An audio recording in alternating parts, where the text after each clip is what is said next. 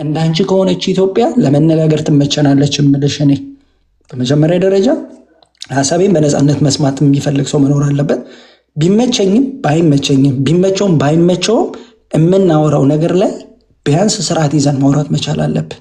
ስላወራው የምሳደድ ከሆነ ስላወራው የምገደል ከሆነ ስላወራው የምታሰር ከሆነ ሐሳቤን መብቴን በመጠየቄ የምገፋ ከሆነ አልፈልጋትም ያችን ኢትዮጵያ። ፈርስት ኦፍ ኦል ኢትዮጵያ ማናት ወይም ሀገር ምንድን ነው?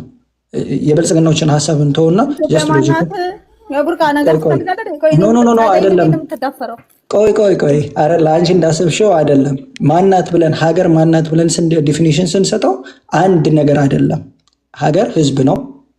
ሀገር ዳር ድንበር ወሰን ያላት ጫፍ እስከ ጫፏ የት ድረስ እንደሆነች የምትታወቅ ነች። ከዛ የመጨረሻው ምንድነው? በጋራ ሆነው የምትመሰርችው የዚች ወስላታ ላይ ውስጥ አላወራም። የጸደይ ላይ ውስጥ ብቻ ነው የማወራው። የፍሬ ቤት ውስጥ እኔ የሚለው አትሳቡት። የጸደይ ቤት ብቻ ነው እዛ ክብር ስላለ ፐርፕል እኔን ለማሰደብ በጣም አትጣሪ። ኦኬ ዶንት ፑት ዚስ ጋይ እዚህ ላይፌ ላይ ፕሊዝ። በጣም ባለጌ ልጅ ነው። እኔ አባቴ ትሆናለህ። ዝም ብለህ ስድብ ጎቱ ሞስኮ ቸርች እና ስርዓት ወይም ደግሞ ህዝቦች የሚተዳደሩባት መንግስት ሲኖር ነው አይደለም ሀገር የምትባለው።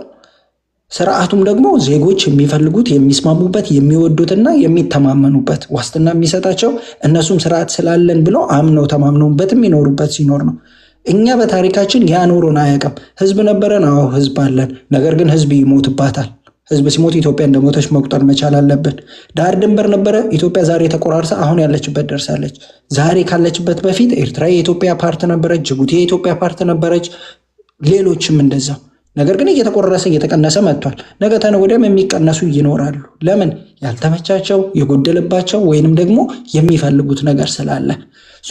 አሁን እኛ በጋራ በህብረት አንድነት ምናምን የሚለውን ነገር ይዘን መቀጠል ካስፈለገብን ምንድነው ማድረግ ያለብን? ሰዎች ነን። ሰው አለ። ሰው መከበር አለበት። ሰው ሲከበር የዲሞክራሲ መብቱ መከበር አለበት። የዜግነት መብቱ መከበር አለበት። ዳር ድንበሩ መከበር አለበት። ይሄ አሁን እነሱ የአስተዳደር ወሰን ነው የሚሉት ዜጎች ባሉበት በራሳቸው በቋንቋ በእሴት በታሪክ በቋንቋ የሚግባቡበት ዳር ድንበሩ መከበር አለበት። ሰው በቀዩ ላይ መፈናቀል መቻል የለበትም። ከቀዩ ወጥቶ መገደል መቻል የለበትም። ስርዓትን መገንባት አለብን።